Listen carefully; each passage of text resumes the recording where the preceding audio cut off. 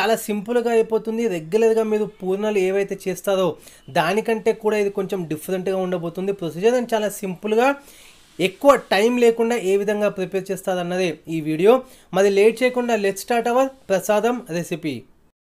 పూర్ణాలు ప్రిపేర్ చేసుకోవడానికి ముందుగా మనము ప్రెషర్ కుక్కర్లో ఒక హాఫ్ గ్లాస్ లేదా ఒక కప్పు వరకు శనగపప్పుని నేను ఒక 5 to 6 విజిల్స్ వరకు మనం ఈ విధంగా మెత్తగా అయ్యేంత వరకు మనం వెయిట్ చేయాలి. ఇప్పుడు కుక్కర్ మూత ఓపెన్ చేసుకొని సేమ్ 1 కప్తో ఏదైతే మీరు మెజర్ చేస్తారో అదే క్వాంటిటీతో 1 కప్పు బెల్లం ఇందులో యాడ్ చేస్తున్నాను. ఇప్పుడు ఈ రెండు కూడా మనం స్టవ్ పైన పెట్టుకొని ఈ విధంగా కలుపుతూ బెల్లం ఎప్పుడైతే కరుగుతుందో అప్పటి వరకు మనం వెయిట్ చేయాలి, ఒక 3 to 4 మినిట్స్ వరకు. ఇప్పుడు మీరు చూసినట్టయితే లైట్గా బెల్లం కరగడం స్టార్ట్ అయింది అండ్ ఆ బాయిలింగ్ స్టేజ్ వస్తున్నప్పుడు ఇప్పుడు నెయ్యి యాడ్ చేసుకుందాము.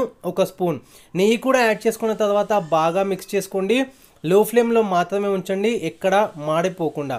ఇప్పుడు లాస్ట్లో స్టవ్ ఆఫ్ చేసుకునే ముందు ఒక 2 ఇలాచీలు యాడ్ చేసుకొని జస్ట్ ఒక 1-2 మినిట్స్ ఉన్న తర్వాత స్టవ్ ఆఫ్ చేసుకొని పక్కన పెట్టుకుందాము. జనరల్గా అయితే బియ్యము మినపప్పు నానబెట్టి చేస్తుంటారు, కానీ నేను ఈ పూర్ణాల కోసం గోధుమ పిండి యాడ్ చేస్తున్నాను ఒక 1 కప్ వరకు. సో ఇప్పుడు గోధుమ పిండి 1 కప్ యాడ్ చేసుకున్న తర్వాత లైట్గా వాటర్ అనేది యాడ్ చేస్తూ దోశ పిండి ఏదైతే మనం బ్యాటర్ అనేది ప్రిపేర్ చేసుకుంటామో సేమ్ అదే బ్యాటర్ అదే కన్సిస్టెన్సీలో ఉండే విధంగా చూసుకోండి. ఇప్పుడు మీరు చూసినట్టు ఈ యొక్క కన్సిస్టెన్సీ అనేది ఉండాలి. సో గోధుమ పిండి ఈ విధంగా మనం ప్రిపేర్ చేసినట్టయితే చాలా సింపుల్గా అయిపోతుంది. అండ్ ఇప్పుడు ఏవైతే మనం పూర్ణం కోసం ప్రిపేర్ చేసుకున్నామో శనగపప్పు ఈ విధంగా చిన్న చిన్న బాల్స్ అనేవి ప్రిపేర్ చేసుకున్నాము. సో అన్నీ కూడా బాల్స్ అనేవి ప్రిపేర్ చేసుకొని పక్కన పెట్టుకుంది.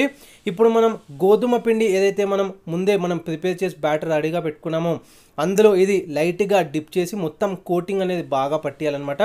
సో పట్టించిన తర్వాత ఇప్పుడు డీప్ ఫ్రైకి సరిపడేంత ఆయిల్ అనేది హీట్ చేసుకొని ఇవన్నీ కూడా లైట్ గోల్డెన్ బ్రౌన్ వచ్చేంత వరకు మనం ఫ్రై చేసుకొని తీసుకున్నట్టయితే ఎంతో సింపుల్గా అండ్ టైం ఎక్కువ పట్టకుండా పూర్ణాలని మనం ప్రిపేర్ చేసుకున్నాము.